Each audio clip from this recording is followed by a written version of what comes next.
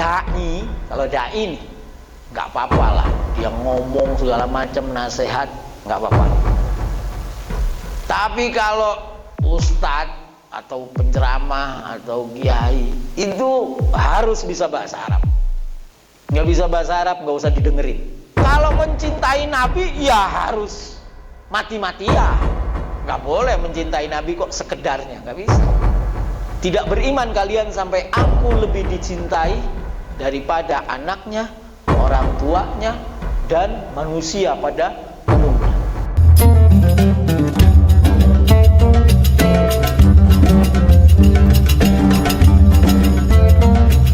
Assalamualaikum warahmatullahi wabarakatuh.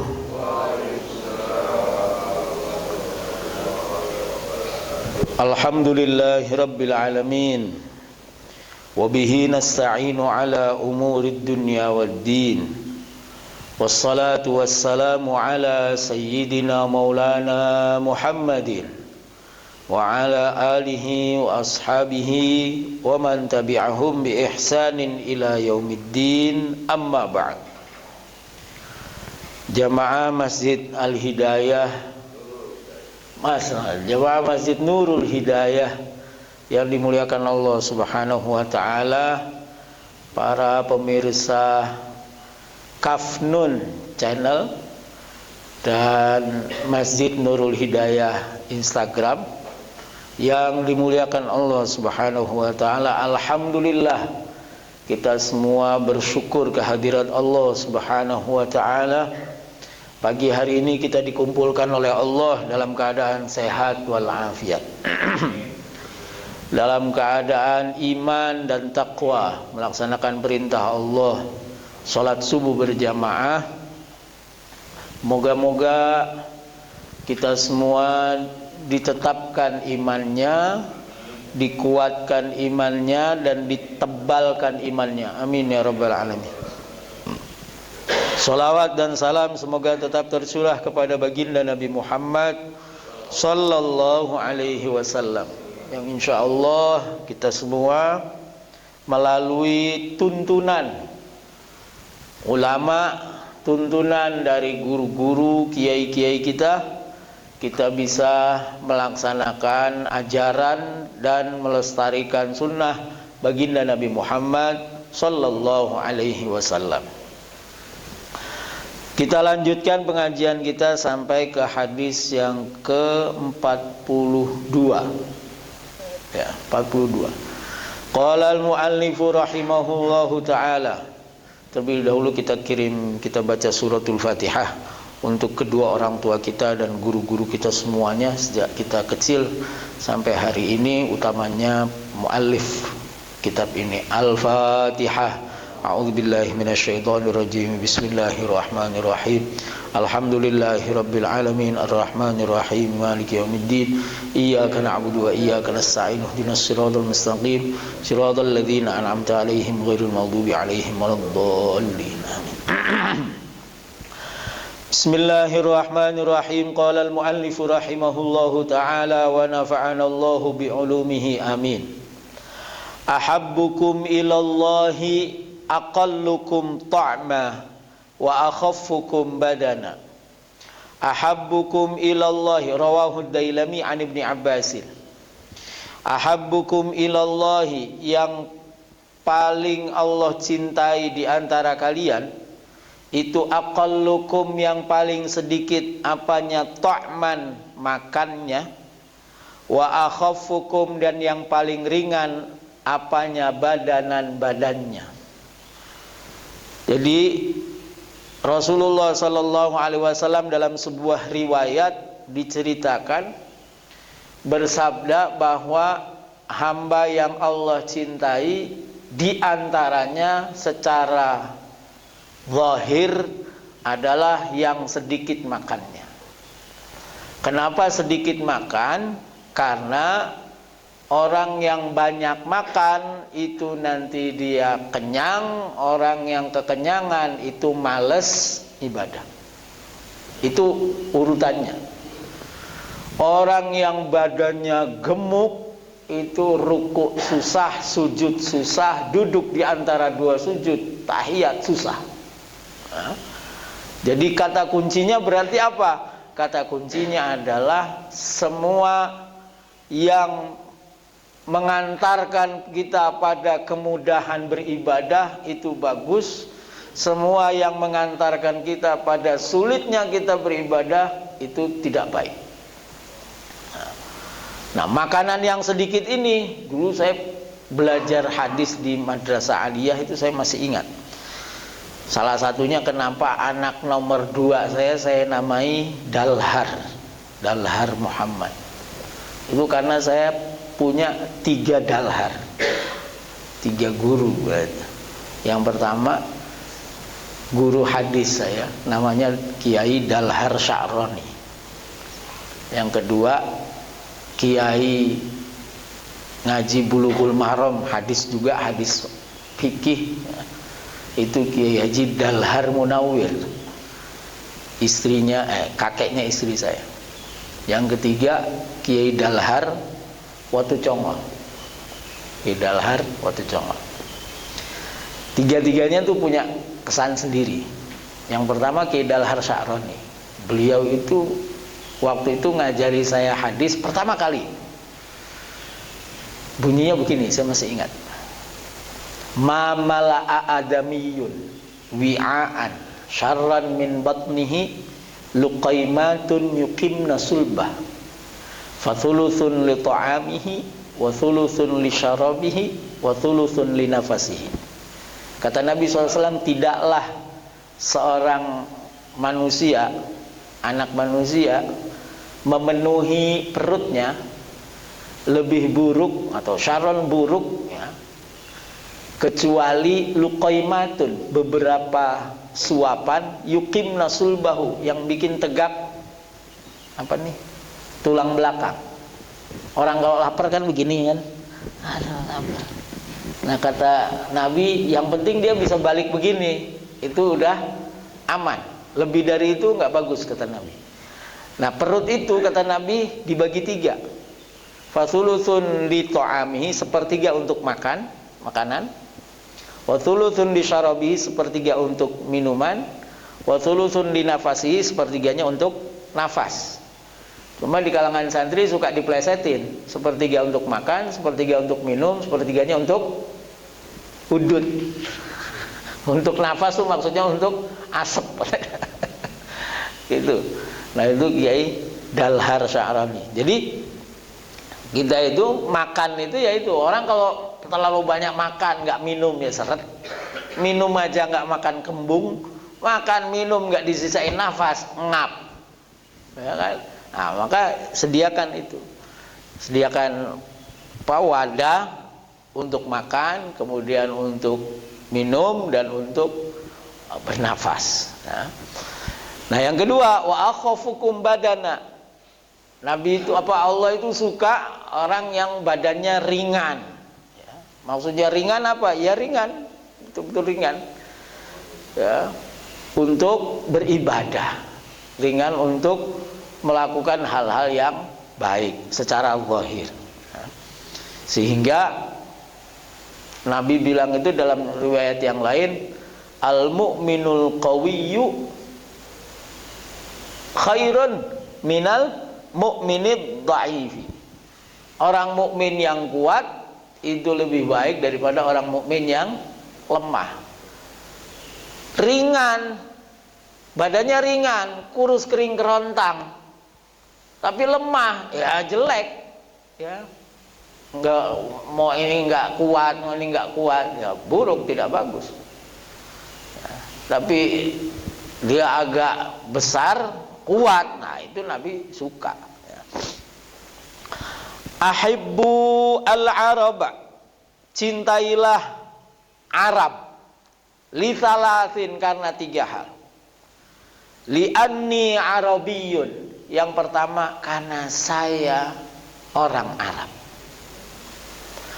Wal Qur'anu arabiyun, dan Al-Qur'an adalah berbahasa Arab. Wa kalamu ahlil jannati fil jannati arabiyun, dan bahasa penduduk surga nanti di surga adalah Arabiyyun. Nah, Bapak, hadis ini memberikan kesan kepada kita bahwa kita harus mencintai Arab itu karena alasan tertentu, bukan karena bangsa Arab, itu bukan. Kalau kita mencintai Arab karena bangsa Arab, nah ini agak susah. Kenapa? Karena karakternya bangsa Arab itu suka bertengkar, Makanya Nabi SAW itu pernah bilang, Nabi bilang begini, likulli sulama minkum alaihi sadaqah. Setiap sendi tubuh kamu itu harus ada sedekahnya. Fi kulli yaumin, setiap hari, tatlu'u fihi syams, setiap matahari terbit. Nah, Nabi ngasih contohnya, yang pertama, sedekah kita itu yang pertama apa? Setiap pagi, tuslihu bainatsnaini, kamu mendamaikan di antara dua orang. Itu contoh pertamanya. Itu alias apa? Alias memang orang-orang Arab itu gampang bertengkar. Bahkan Al-Quran memberikan catatan tuh. Di dalam Al-Quran ada ayat, wa in ta'ifatani minal mu'minina qtatalu, dan jika ada dua kelompok orang beriman, iqtatalu. Apa artinya iqtatalu? Perang? Bukan. Ya, nggak mungkin orang beriman sama-sama orang beriman berperang, nggak mungkin. Iqtatalu itu wazan ifta'ala. Wazan ifta'ala itu menunjukkan terjadinya sesuatu akibat perbuatan sesuatu. Jadi iqtatalu itu artinya apa? Kalau ini didiamkan akan terjadi peperangan. Jadi kalau ada di antara dua kelompok mukmin bertengkar, yang kalau didiamkan ini nanti bunuh-bunuhan. Nah, maka kita diperintahkan untuk mendamaikan. Itu saking apanya? Saking orang Arab itu potensi untuk berkelahinya itu lebih besar. Damainya sampai ayatnya ada, terus hadisnya ada. Ya, guyonannya, bercandanya itu mereka suka bertengkar, gak gampang nyatu karena mereka tercipta dari pasir. Kalau kita tercipta dari tanah. Tanah kan gampang nyatu. Kalau pasir susah, butuh semen untuk nyatuinnya, ya kan? Kalau kita tanah, diginiin aja, gak usah pakai air, udah langsung nyatu, gampang. Nah, itu guyonannya begitu. Nah, jadi kita mencintai Arab nomor satunya itu karena Nabi Muhammad SAW orang Arab. Kira-kira begini, saya itu istri orang Jogja. Nah, itu karena istri saya orang Jogja, ya saya mau nggak mau harus cinta sama orang Jogja. Kalau saya benci Jogja, istri saya orang Jogja gimana? Kalau saya nggak suka sama orang Jogja, istri saya kelahiran Bima, mau nggak mau saya harus suka sama orang-orang Bima. Gitu. Nah, ini kecintaan kita kepada sesuatu, apalagi itu kecintaan kita kepada baginda Nabi Muhammad SAW, maka yang melekat kepadanya juga harus kita cintai. Itu maksudnya. Kenapa kita harus mencintai Arab? Itu karena apa? Karena Nabi Muhammad SAW orang Arab. Karena Nabi Muhammad SAW berbahasa Arab. Nah, hadis ini itu juga dimaknainya kita itu disuruh mencintai bahasa Arab. Tapi kalau bahasa Arab itu namanya Al-Arabiyah sekarang, ya, Arabiyah. Nah, dulu Al-Arabu itu ya bahasa Arab. Makanya ada kitab namanya Lisanul Arab, bahasanya lisannya orang-orang Arab. Nah, li'anni Arabiyyun, karena aku itu orang Arab. Wal Qur'anu Arabiyyun, dan Al-Qur'an itu berbahasa Arab. Pak, boleh belajar bahasa Inggris, tapi jangan nggak diajari bahasa Arab. Ini penting. Kenapa? Karena bahasa Al-Qur'an itu bahasa Arab. Minimal dia belajar bahasa Al-Qur'an, itu minimal. Ya. Dia nggak perlu bisa muhadatsah berbicara dengan bahasa Arab, nggak perlu. Tapi minimal dia tahulah Bismillah itu artinya apa, Alhamdulillah. Ya, kenapa? Karena itu bahasa Al-Quran. Dan bahasa Al-Quran itu karena menggunakan bahasa Arab. Kenapa menggunakan bahasa Arab? Karena mungkin hanya bahasa Arab yang bisa menampung, mewadahi bahasa Al-Quran. Ya, contoh, apa bedanya Rahman sama Rahim? Apa bedanya? Apa bedanya pengasih sama penyayang? Wah, berhenti kan? Berhenti. Kalau bahasa Arab, Rahman sama Rahim itu ada namanya kaidah ziyadatul mabna, huruf itu tambahnya arti. Rahman itu ketambahan 2 huruf, Ra, Ha, Mim, Alif, Nun. Rahman tambah 2 huruf. Rahim itu ketambahannya cuma 1 huruf, Ra, Ha, Ya, Mim. Tambahannya cuma Ya. Maka yang 2 huruf itu lebih luas maknanya. Maka orang Arab atau ulama mengartikan Rahman itu adalah Allah yang maha rahmah kepada seluruh makhluk. Itu Rahman.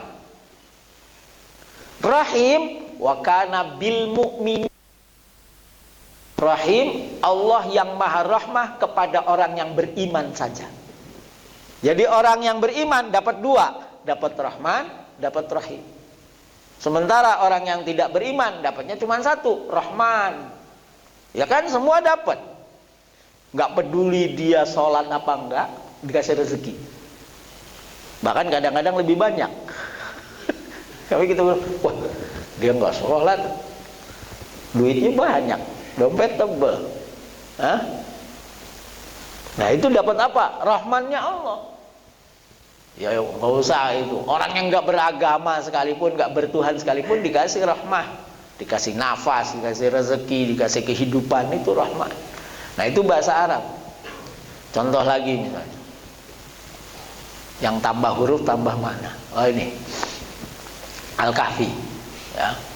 Ada ayat famas ta'u ayyadharuhu wa mastata'u.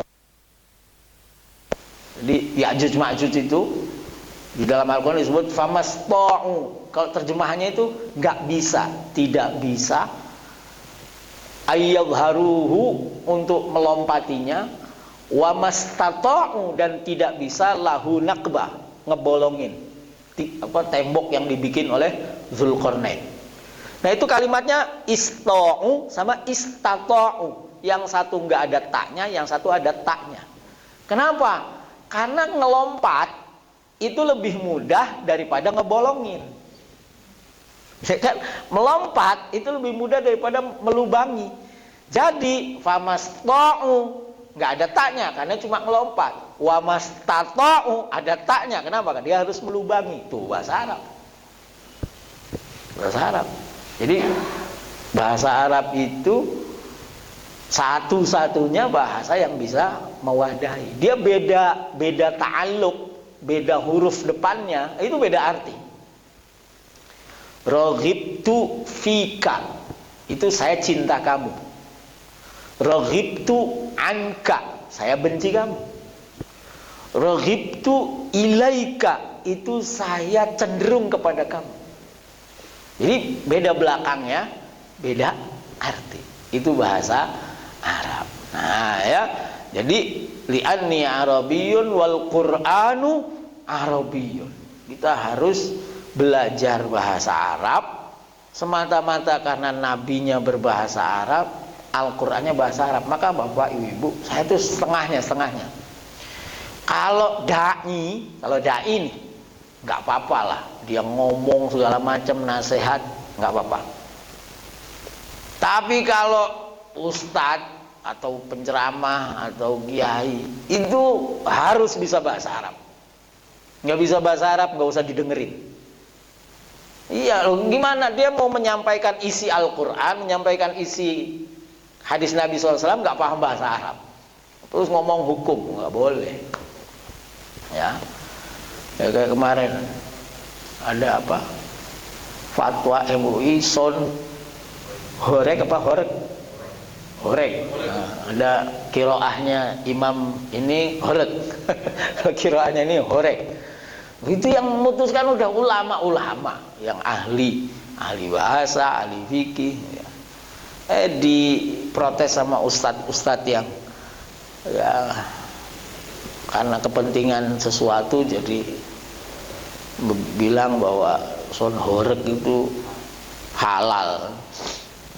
Ya kan pertimbangannya cuma dua kan, mengganggu, menyakiti ya orang lain atau menciptakan mafsadah daripada maslahah ya.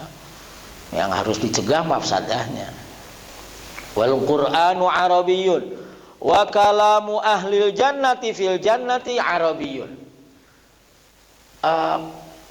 Obrolan nanti di surga itu obrolannya pakai bahasa Arab. Kenapa pakai bahasa Arab? Kenapa pakai bahasa Arab? Emang nggak ada, emang yang masuk surga bahasa Arab aja atau lah kita yang nggak bisa bahasa Arab gimana besok di sana kan gitu ya? Nah. Di dalam Al-Quran itu ada kalimat, ada ayat orang yang masuk surga itu la yasma'una fiha lagwan wala kidzaba ya. Di surga itu nggak ada omongan yang sia-sia. Omongannya pasti bernilai, pasti berharga. Omongannya pasti dipahami. Nah, omongan yang paling berharga itu adalah bahasa Al-Quran itu. Nggak ada bahasa selain Al-Quran. Maka kalamu ahlil jannati fil jannati Arabiyyun.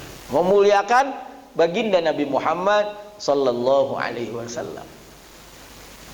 Di antaranya alasan kedua kata syarahnya hadis ini bahwa kenapa bahasa surga besok bahasa Arab? Ya karena kita semua masuk surga itu karena baginda Nabi Muhammad sallallahu alaihi wasallam. Dan kita nanti akan bisa bahasa Arab. Nah, pertanyaannya ya udah kalau gitu kita nggak usah belajar bahasa Arab, kita kan di surga bisa-bisa sendiri. Nggak buat kepentingan di dunia ini loh, kita itu ngaji sholat pakai bahasa Arab, baca Qurannya bahasa Arab. Nah, jadi minimal itu kita tahu artinya sedikit demi sedikit, belajar Al-Quran. Ihtarisu minan nasi, ya gitu ya. Jadi anak-anaknya itu dilatih bahasa Inggris boleh, dilatih bahasa Prancis boleh, tapi jangan sama sekali nggak diajarkan bahasa Al-Quran. Ya, sama sekali nggak diajarkan. Ihtarisu minan nasi bisu'i dhanni, ihtarisu jagalah olehmu, berlindunglah ya. Minan nasi dari manusia bisu'i dhanni dengan su'udzan. Wah, ayo, siapa yang bisa memahami hadis ini dapat hadiah dari Pak Rahman. Berlindunglah kamu dari orang lain dengan su'udzan. Padahal kita itu dilarang untuk su'udzan oleh Al-Quran. Berarti hadis ini bertentangan dengan Al-Quran. Nah, iya, kalau yang nggak paham akan bilang begitu. Tapi maksud hadis ini adalah apa? Bahwa yang pertama, ihtarisu, jagalah hartamu bisu'idzan. Loh, kita jaga harta itu kan pakai suudzon. Ini saya kunci, kalau nggak dikunci ntar diambil maling. Nah, kan kita suudzon sama orang. Rumah kita kunci, kalau nggak dikunci nanti maling masuk. Dompet taruh di depan kalau di kereta, kalau nggak ntar dicopet. Itu kita suudzon sama orang. Itu namanya ihtarisu bin nasi atau minan nasi bisu'il dzan. Pertanyaannya, kapan kita boleh suudzon, kapan kita nggak boleh suudzon? Bahkan kapan kita wajib suudzon? Tadi, untuk urusan yang tadi itu menjaga harta, itu kita memang wajib suudzon. Nggak kemudian kita husnudzon. Pintu nggak usah dikunci, motor mobil nggak usah dikunci pintunya, kayak di film gitu. Tutup pintu, masuk. Ya kan, masuk ke film-film, gue bilang kok nggak pernah dikunci ya gitu. Ya, dengan alasan di sini mah nggak ada maling, aman. Enggak, harus tetap kunci. Kenapa kita harus, dasarnya suudzon itu kenapa? Dasarnya itu hifdzul mal. Nah, dasarnya itu kita menjaga harta. Jadi di agama kita itu Pak, ada 5 hal yang harus ada, dan ada 5 hal dan 5 hal ini harus dijaga. 5 hal ini harus ada, nggak boleh nggak ada. Dan 5 hal ini harus dijaga. Apa itu? 1, agama. Agama tuh harus ada, harus ada. Supaya apa? Supaya kita hidup sesuai dengan aturan, nggak semaunya. Kalau nggak ada agama, hidup semaunya pasti. Semaunya. Makanya kita diatur dari mulai bangun tidur sampai tidur lagi diatur. Dan hanya Islam yang ngatur itu. Dari melek mata sampai merem mata, itu cuma Islam. Selain Islam nggak ada. Ya. Maka kita diatur supaya kita nggak semaunya. Bahkan dalam hal apa? Dalam hal yang remeh, masuk kamar mandi diatur, kaki kiri masuk, keluar kaki kanan.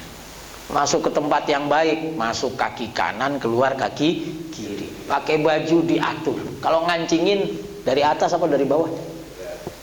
Dari bawah. Orang pakai sleting ngomong dari atas. Dari bawah. Semua nih dari bawah. Make tuh dari bawah. Ya, kecuali kaos yang dari atas. Dari bawah gimana? Cuma pada dasarnya semua. Nah, itu diatur.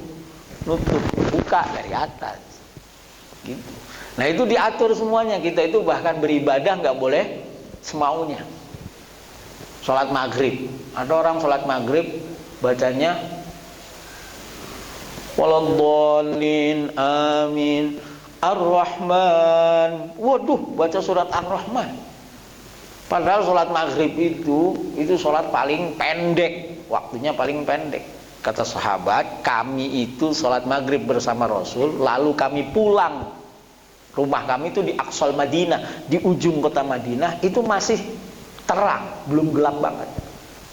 Dia pulang, habis sholat jamaah maghrib, pulang masih terang. Itu bukti apa? Sholat maghrib itu sebentar. Ini buat para imam ya, sholat maghrib jangan lama-lama. Sholat maghrib itu sebentar aja. Kuliah, kulhu, falak, nas, iya, alam taro, gitu yang pendek-pendek, jangan panjang. Nah itu loh. Jadi sampai urusan kayak gitu, sholat apa segala macam kita diatur. Nih, 1, agama harus ada. Yang kedua, nyawa. Ya kalau mati semua, apa gunanya bumi ini? Diciptakan kehidupan ini untuk memakmurkan bumi. Yang ketiga, akal. Orang kalau nggak ada akalnya, nggak bisa. Yang keempat, harta. Harus ada. Dompet tuh nggak boleh kosong, Pak. Iya, saldo tuh nggak boleh 0. Pamali kalau kata orang ini mah, pamali. Ada 3 yang nggak boleh nggak ada di rumah kita, Pak. Harus ada, mau sedikit pun harus ada. 1, beras. 2, air minum. Nggak boleh nggak ada tuh. Pantak. Yang ketiga, duit. Kalau nggak ada duit, ya gimana mau ibadah? Beli baju, beli sarung, ya, pakai minyak wangi, pakai duit. Yang kelima, kehormatan. Ini harus ada. Nggak boleh orang nggak punya malu, nggak punya kehormatan. 5-5-nya ini harus ada dan harus dijaga. Menjaga agama harus. Nggak boleh kita punya pemikiran yang nggak benar. Harus dijaga agamanya. Nggak boleh kita bilang Allah itu bertempat. Nggak boleh. Nggak boleh, harus dijaga agamanya. Harus dijaga nyawanya. Nggak boleh melukai diri. Nggak boleh melukai orang, membunuh. Nggak boleh. Harus dijaga akalnya. Nggak boleh narkoba, nggak boleh mabuk. Harus dijaga hartanya. Nggak boleh membiarkan harta kita rusak. Nggak boleh merusak harta orang. Nggak boleh membiarkan harta kita hilang. Nggak boleh menghilangkan harta orang. Nggak boleh mengambil hak orang. Harta harus dijaga. Yang kelima, harus dijaga kehormatan. Orang kalau mau berhubungan suami istri ya nikah, harus ada. Nah ini tadi kita suudzon itu dasarnya apa? menjaga harta, dan itu sebuah doruri, ya, sesuatu yang niscaya, nggak boleh enggak menjaga harta itu. Ada 3 harta itu, Pak, yang nggak boleh. 1, paling rendah-rendahnya itu adalah idha'atul mal. Kita tuh nggak boleh menyia-nyiakan harta. Bapak di kampung punya tanah 10 hektar, nggak diapa-apain, nggak boleh itu, dosa itu, tiap hari dosanya tuh. Punya rumah 7, cuman 1 yang dipakai, 6-nya nggak diapa-apain, nggak dikontrakin, nggak diapa-apain, nggak, dibiarin aja, dosa itu. Nah, punya motor 4, yang dipakai cuman 1, yang 3 nggak dipakai, dosa itu, menyia-nyiakan harta. Nah, gimana tuh? Ibu-ibu bajunya banyak banget tuh. Kita bilang, Bu, ini udah pre-love, masih bagus, masih bagus. Ya, kalau yang laki-laki kan udah dipakai, wah udah ini kasihin, yang udah nggak dipakai kasihin gitu. Nah, nggak boleh. Nah, saya tuh dulu punya kiai saya Al-Maghfur lagi Zainal Abidin Munawwir. Itu suatu saat di depan masjid saya lewat, beliau papasan sama saya. Nah, terus beliau, Ki ambil tuh, ada kayu kotak bekas reng, ambil di bawah. Saya ambil, terus saya mau buang tempat sampah kan, pikir saya, oh ini sampah harus dibuang. Begitu saya mau ke tong sampah sama Kiai saya, mau dibawa kemana? Buang, Kiai. Oh, jangan, sana buat ganjel pintu kamarmu. Karena bagi dia ini masih bisa dimanfaatkan, nggak boleh disia-siakan. Nah, ternyata setelah saya pulang, saya belajar hadis lebih banyak. Oh, ternyata ada hadis Nabi. Ada sahabat nyeret bangkai kambing. Bangkai kambing. Terus Nabi tanya, mau dibawa kemana? Buang ya Rasul. Kenapa dibuang? Ini udah jadi bangkai ya Rasul. Kan kulitnya masih bisa disamak. Jangan dibuang semua. Kulitnya masih bisa disamak. Bisa dipakai buat alas, bisa buat pakai, kalau sekarang mungkin beduk sih bisa. Nah, itu tuh. Jadi nggak boleh menyia-nyiakan harta.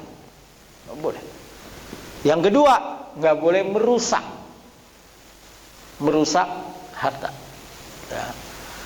Merusak itu ya ngamuk, nendang pintu. Ngamuk, lempar piring, lempar HP. Itu merusak itu ya. Level tingginya itu merusak harta, menyia-nyiakan harta. Nah, yang ketiga nih, yang paling bawah, habsul mal, menahan harta. Haknya harta itu dibelanjakan. Haknya harta itu ditasarrufkan. Jangan ditahan. Ditahan berarti ini harta ini nggak keluar. Padahal ada kaidah bunyinya gini, pendek saja. Ma afnaita abqaita, wa ma abqaita afnaita. Ma afnaita, apa yang kamu habiskan hari ini, abqaita, itu yang besok tersisa. Ya kan? Kita sedekain, kita belanjain anak, istri, kita nafkah. Wah, itu jadi pahala nanti di sana. Tapi wa ma abqaita, yang kita sisain nggak kita apa-apain nih, afnaita, besok nggak ada. Ya karena nggak dibelanjain. Ya, maka nomor satunya harta itu nih buat bapak-bapak ya. Nomor satunya harta itu dibelanjakannya buat nafkah, itu nomor satu. Baru kemudian zakat, infak, sedekah. Nomor satu, ajak istrinya, keluarganya jalan-jalan, makan, itu pahalanya gede banget. Ya, nanti ajak ayah ya, makan di pagi sore. Ya, Padang. Nah, boleh dihabes, boleh ditahan untuk apa? Nah, ditahan itu untuk persiapan. Apa dalilnya? Di Quran ada. Kisah Nabi Khidir. Nabi Khidir membangunkan satu bangunan. Ketika ditanya, ngapain pakai dibangun-bangun? Di dalamnya ada harta. Kanzul lahuma wa kana abuhuma salihah. Ini orang tuanya orang tua yang soleh. Artinya apa? Orang tua yang soleh itu harus nabung buat anaknya. Tuh, boleh nabung, bukan harus dihabisin, enggak. ditabung buat kepentingan pendidikan, buat kepentingan nanti kalau mau nikah, buat kepentingan kalau sakit, buat kepentingan sedekah, segala macam. Harus ada yang disimpan, jangan buat dibelanjakan. Cuman kan ada peruntukannya. Nggak boleh nggak ada peruntukannya sama sekali, disimpan, simpen dong buat apa? Ya nggak tahu buat apa, ya enggak, ada peruntukannya. Nah ini tadi ya, ihtarisu minan nasi bisu'idzan. Dasarnya orang suudzon itu karena hifdzul mal, ya, karena menjaga harta. Yang kedua, orang boleh suudzon itu kalau ini orang kebiasaannya, zahirnya memang buruk. Iya, dia tukang apa namanya, tukang ngambil, tukang nyolong, suka mencuri. Ya kita harus suudzon. Jangan begitu dia datang, tenang-tenang aja, enggak. Begitu dia datang rokok, selip. Wah. Karena ini orang ini optimis gitu kan, kemana-mana nggak pernah bawa apa-apa, rokok nggak bawa, korek nggak bawa. Terlalu optimis, ya. Husnudzon sama teman-temannya. Nah. Ya, jadi kita boleh suudzon kalau memang zahirnya orang ini itu buruk. Tapi kalau zahirnya orang ini itu baik, kebiasaannya itu baik, nggak boleh kita suudzon. Nah itu ya. Yang ketiga, orang boleh suudzon itu kalau dia menjadi qismul aman, dia menjadi petugas keamanan. Ah, petugas keamanan wajib suudzon. Ada orang bolak-balik, paling dia lagi jogging, nggak bisa, harus dicurigai. Iya. Jadi bukan berarti kemudian, makanya ayatnya bunyinya begini, nggak bisa. Itu kata ulama, ya, keumuman lafaz itu pasti ada taksisnya, pasti ada mustathnayat. Likulli syai'in mustathnayat. Setiap segala sesuatu itu ada pengecualiannya. Jadi orang boleh suudzon di tiga ini tadi nih, ya. Satu, urusan harta kita. Yang kedua adalah kalau orang kita berhadapan atau di sekeliling kita ada orang-orang yang memang hari-harinya itu buruk. Nah yang ketiga, petugas keamanan. Jadi polisi nangkep itu ya dasarnya suudzon, dia menduga, kan belum pasti, menduga. Ihtarisu minan nasi bisu'idzanni, suudzon. Bahkan Bapak, di dalam Al-Quran itu kalimatnya begini, ijtanibu katsiran minadh-dhanni fa inna ba'dadh-dhanni itsmun. Jauhilah oleh kalian banyak menduga. Bahkan sebagian ulama mengatakan termasuk husnudzan itu juga ada nggak baiknya. Berbaik sangka itu juga ada nggak baiknya. Ya contohnya apa? Berbaik sangka sama maling itu nggak bagus. Berbaik sangka sama orang yang biasa maling itu nggak bagus. Oh dia kan apa? Enggak, orang ini biasa ngambil kok. Jangan, harus disuudzon. Husnudzon itu sebagiannya nggak bagus. Rawahu Ahmad wal Baihaqi. Satu lagi, ahbib habibaka haunan ma asa ayyakuna baghidaka yawman ma wa haunan ma asa ayyakuna habibaka yawman ma. Ahbib, cintailah habibaka, orang yang kamu cintai, haunan ma, wa asa ayyakuna baghidaka yawman ma. Boleh jadi orang yang kamu cintai ini akan menjadi orang yang kamu benci pada suatu hari. Wa abghid baghidaka, dan bencilah orang yang kamu benci, haunan ma, sekedar saja. Asa ayyakuna habibaka yawman ma. Boleh jadi suatu hari orang yang kamu benci itu menjadi orang yang kamu cintai. Ada tiga hal di sini. Yang pertama, hadis ini kata ulama berlaku kepada sahabat-sahabat yang memiliki kerabat, yang memiliki hubungan dengan orang-orang yang belum beriman. Nah, ya kan? Oh, hati-hati. Nanti kalau dia iman, nah, kamu menjadi kekasih kamu. Jangan bencinya mati-matian. Setengah-setengah aja, biasa-biasa saja. Pun pula halnya ketika mencintai sesuatu, mencintai seseorang, itu biasa-biasa saja. Nanti apa? Begitu dia ini keluar, kan itu menjadi orang yang kamu benci. Nah, sanggup nggak kamu nanti? Karena kejadiannya begitu. Ada orang Makkah atau orang Madinah yang tadinya belum iman, lalu iman. Tapi ada juga yang wal'iyadzubillah murtad, ya, menjadi orang yang dibenci. Itu makna yang pertama. Makna yang kedua, ini berlaku kepada orang umum. Kepada orang umum. Alias apa? Kalau mencintai Nabi, ya harus mati-matian. Nggak boleh mencintai Nabi kok sekedarnya, nggak bisa. Ya mati-matian. Mencintai Nabi itu mati-matian. Bahkan Nabi bilang gimana? La yu'minu ahadukum hatta akuna ahabba ilaihi min waladihi wa walidihi wan nasi ajmain. Tidak beriman kalian sampai aku lebih dicintai daripada anaknya, orang tuanya, dan manusia pada umumnya. Jadi kita mencintai Nabi itu harus di atas segala-galanya. Harus mati-matian mencintai Nabi. Nah, hadis ini tidak berlaku bagi mencintai Nabi. Yang kedua, mencintai orang saleh. Al-Imam Asy-Syafi'i itu pernah bilang begitu. Iya, saking tawadhu'nya Imam Syafi'i. Saya ini bukan orang saleh, tapi saya ini mencintai uhibbus salihin. Saya mencintai orang saleh. Dasarnya dari mana? Itu waktu kita tahiyat itu.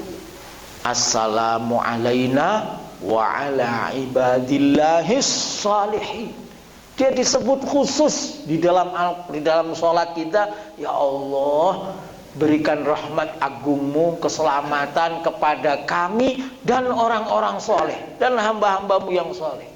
Nah, dulu hamba-hamba yang soleh itu malaikat. Ketika Nabi masih di Arsy, di mana, di Sidratul Muntaha, itu ibadus sholihin yang dimaksud adalah malaikat-malaikat. Tapi kan terus Nabi turun ke bumi, dibumikan itu. Maka ibadillahis sholihin itu bukan hanya malaikat. Pokoknya siapa saja makhluk Allah, hamba Allah yang saleh masuk di situ. Nah, kita mencintai orang-orang saleh. Kenapa kita mencintai orang saleh? Ya, kesalehannya yang kita cintai. Sebagaimana kita membenci kejahatan, keburukan orang yang berbuat jahat, bukan orangnya. Tapi kalau orang saleh, ya karena itu sudah menubuh, kesalehannya itu sudah menubuh, ya kita harus cintai sekaligus orangnya. Mencintai sahabat, kan larangan itu. Kata Nabi SAW, ya, ada sejumlah sahabat yang langsung Nabi ikrar. Nabi bilang begini, inni uhibbuk, saya cinta kamu. Nabi bilang begitu. Di antaranya siapa? Sahabat Mu'adz bin Jabal. Sahabat Mu'adz bin Jabal itu diutus oleh Nabi ke Yaman. Nah, sebelum diutus itu Nabi kasih banyak nasihat sama sahabat Mu'adz. Makanya Islamnya Yaman itu Islam otentik. Kenapa? Yang ngajarin sahabat Mu'adz. Islamnya Yaman. Sama kayak Islamnya Uzbekistan. Islamnya Uzbekistan, itu saya pernah ke sana. Itu Islamnya otentik. Kenapa? Karena yang ngajarin itu sahabat. Sahabat namanya Qutham bin Abi Thalib. Qutham bin Abi Thalib itu sepupunya Nabi, saudara kandungnya Ali bin Abi Thalib, saudara kandungnya Ja'far bin Abi Thalib. Ada Qutham bin Abi Thalib. Yang kata Nabi, Qutham ini paling mirip fisiknya sama saya. Jadi di antara Ali, Ja'far, Qutham paling cakep tuh Qutham. Karena kata Nabi, dia paling mirip sama saya. Nah, itu kuburannya di Uzbekistan. Dia diutus oleh Nabi 70 orang ke wilayah Asia Tengah, Uzbek. Jadi Islamnya Islam sahabat. Yaman itu Islamnya Islam sahabat. Nah, beda kalau Indonesia kan Islamnya Islam Wali Songo, udah ratusan tahun setelah Nabi. Gitu. Kalau itu Islamnya Islam di masa Nabi, ada beberapa daerah Maroko, Spanyol itu Islam sahabat. Ya. Nah, sahabat itu adalah orang yang Nabi cinta, maka kita mencintai sahabat. Yang ketiga, siapa yang kita cintai? Wali, kekasih Allah. Nabi sampai Allah sampai bilang di dalam hadis qudsi, man adali waliyan faqad adzantuhu lil harbi. Siapa yang memusuhi kekasihku, waliku, maka aku menabuh genderang perang dengannya. Aku izinkan, aku buka proklamasi perang lawan dia, lawan orang yang memusuhi kekasih Allah. Nah, di tiga ini kita nggak boleh main-main memang. Ya, mencintai Nabi, mencintai sahabat, orang soleh, mencintai kekasih Allah Subhanahu wa Ta'ala. Nah, ini makna yang kedua, kita mencintai itu sekedarnya saja. Yang ketiga, ada yang menafsirkan ini mencintai pasangan, mencintai istri kita, Pak. Kalau itu, tapi ini jangan kemudian sekedarnya terus nyari yang lain, loh, bahaya ini. Maksudnya begini, bahwa kita mencintai istri kita itu sekedarnya sampai nanti dia meninggalkan kita atau kita meninggalkan dia, pada hakikatnya kita itu akan ketemu dengan Allah Subhanahu wa Ta'ala. Makanya khusus perempuan itu ada masa iddah. Masa iddah itu kata ulama diantaranya adalah masa kamu menghormati cinta kamu kepada suami kamu. Kenapa yang laki-laki nggak ada? Kenapa yang laki-laki nggak ada masa iddah? Hah? Iya, kalau perempuan kok ada. Nah, kalau perempuan itu masa iddah itu dalam rangka memastikan rahimnya itu betul-betul kosong dari sisa-sisa sperma laki-laki suaminya, supaya nanti kalau dia nikah lagi itu betul-betul ini anak memang anak dia, anak sama suami yang baru, nggak ada sisa-sisa sel apa. Kalau laki-laki itu apa? Kalau perempuan kan sel telur ya, sperma ya, nggak ada sperma itu, sisa sperma yang masih hidup di dalam. Makanya untuk yang cerai itu dibatasi 3 suci atau 3 kali haid. Nah, kalau yang ditinggal mati 4 bulan 10 hari. Itu di samping menjaga rahim itu, tapi dalam rangka tadi bahwa yang kamu cintai itu pada satu saat ya akan meninggalkan kamu. Yang enggak meninggalkan kamu siapa? Yang senantiasa cinta itu siapa? Nomor 1 ya Allah. Nomor 2 ya Nabi SAW itu senantiasa mencintai kita. Nah, ahbib habibaka haunan ma asa ayyakuna baghidaka yauman ma wa abghid baghidaka haunan ma asa ayyakuna habibaka yauman ma. Rawahu Tirmizi. Nah, terakhir Bapak, bahwa mencintai atau cinta itu kalau di dalam Al-Quran maupun hadis Nabi SAW itu dasarnya karena Allah Subhanahu wa Ta'ala. Kalau kita mencintai karena selain Allah, nanti cintanya luntur atau hilang ya, karena sesuatu yang terjadi di situ. Saya mau kasih contoh gini. Cinta kita kepada orang itu karena cinta kita kepada Allah, maka semua yang melekat dari Allah itu juga harus melekat, atau kita mencintainya karena itunya, bukan karena selainnya. Misal begini, kita cinta sama orang kenapa? Karena orang itu berbuat baik. Perbuatan baik itu dicintai Allah. Innallaha yuhibbul muhsinin. Kita mencintai orang karena orang itu bertakwa, beribadah. Allah mencintai orang yang bertakwa, orang mencintai orang yang soleh. Jadi cinta kita tuh karena itu. Maksudnya apa? Begitu sesuatu itu tidak ada pada dirinya, ya sudah, selesai. Nggak kemudian cinta mati, buta. Ya, mohon maaf. Misalnya ada kejadian ustadz di pesantren mencabuli santrinya. Terus, karena dia ini ustadz, kita dukung. Oh enggak. Begitu dia melakukan perbuatan ini, ya sudah selesai. Karena kecintaan kita kepada dia itu karena perbuatannya. Perbuatannya ini. Nah, perbuatannya inilah yang menjaga. Jadi jangan sampai kemudian orang itu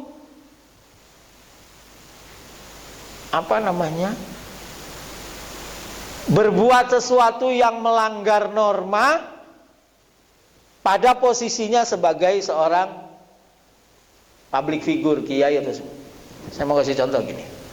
Nabi SAW itu disebut di dalam Al-Quran, walau kunta faddan ghalidhal qalbi lan faddu min haulika. Kalau kamu Muhammad bengis, ya, walau kunta faddan ghalidhal qalbi, keras, maka mereka akan pergi. Itu artinya apa? Sekelas Nabi aja masih diatur, kamu tuh tetap harus sopan, kamu tetap harus mulutnya yang baik, ya kan?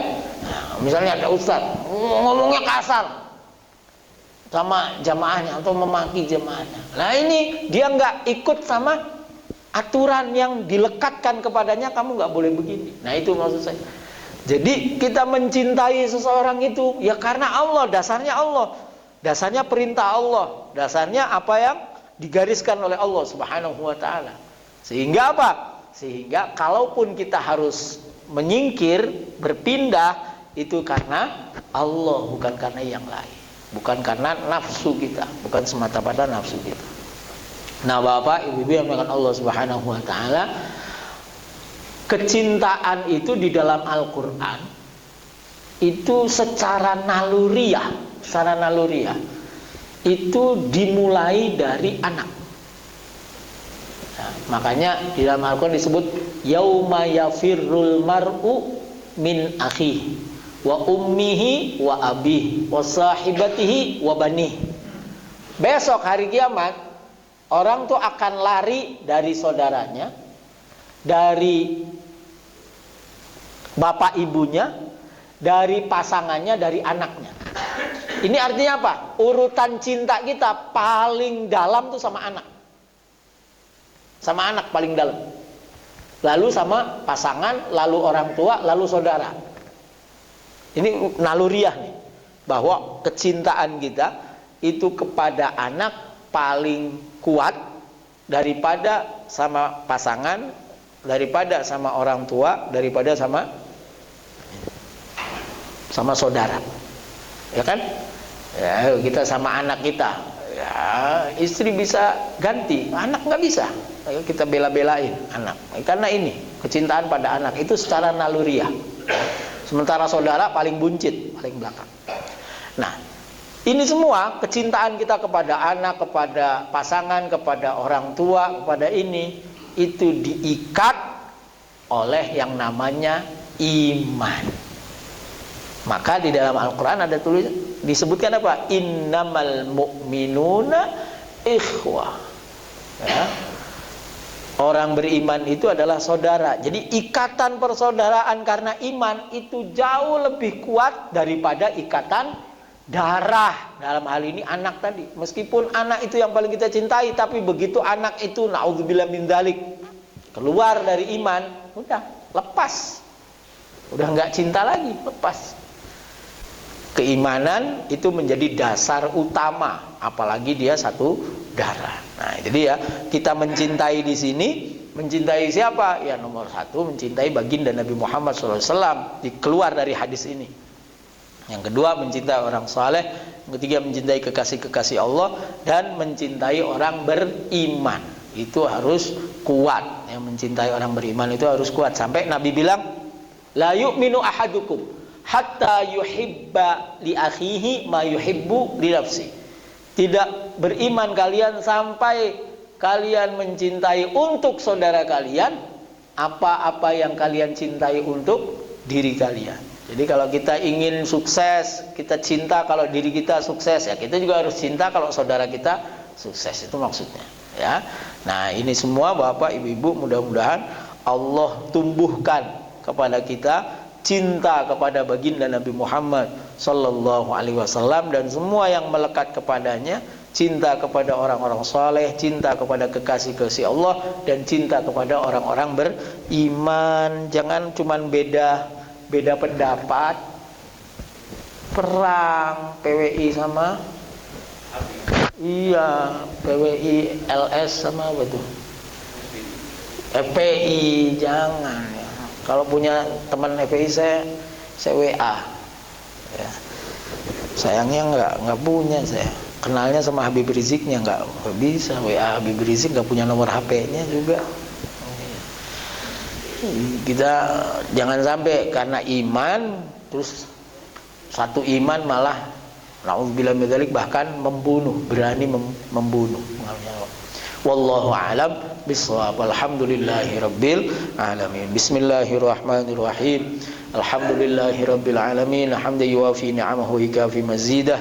Ya Rabbana lakal hamdu kama yanbaghi li jalali wajhika wa 'azimi sultanik. Allahumma shalli ala sayyidina Muhammad salatan tunjina biha min jami'il ahwal wal afat wa taqdi lana biha jami'al hajat wa tutahhiruna biha min jami'is sayyi'at wa tarfa'una biha indaka a'la darajat wa tuballighuna biha awsal ghayat min jami'il khairat fil hayati wa ba'dal mamat.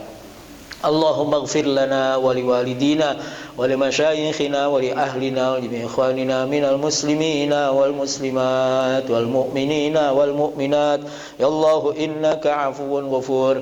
Allahumma inna nas'aluka al-'afwa wal 'afiyah wal mu'afata ad-daimah fid din wad dunya wal akhirah. Allahumma inna nas'aluka 'ilman nafi'a wa rizqan halalan tayyiban wasi'an mubaraka wa 'amalan salihan maqbulan mardiyya. Allahumma rabbana taqabbal minna innaka antas samiul alim wa tub alaina innaka antat tawwabur rahim. Allahumma anfa'na bima 'allamtana wa 'allimna ma yanfa'una. Allahumma rabbana la tada' lana fi majlisina hadha dhanban illa ghafartah wa la hamman illa farajtah wa la maridan illa shafaitah wa la daynan illa qadaitah wa la hajatan min hawaijid dunya wal akhirati illa qadaitaha wa yassartaha ya arhamar rahimin. وأنت راض عنا يا رب العالمين. ربنا ظلمنا أنفسنا وإن لم تغفر لنا وترحمنا لنكونن من الخاسرين. ربنا آتنا من لدنك رحمة وهيئ لنا من أمرنا رشدا. ربنا هب لنا من أزواجنا وذرياتنا قرة أعين واجعلنا للمتقين إماما. ربنا آتنا في الدنيا حسنة وفي الآخرة حسنة وقنا عذاب النار. وصلى الله على سيدنا محمد وعلى آله وصحبه وبارك وسلم والحمد لله رب العالمين. وعفو منكم هدانا الله وإياكم أجمعين. والسلام عليكم ورحمة الله وبركاته.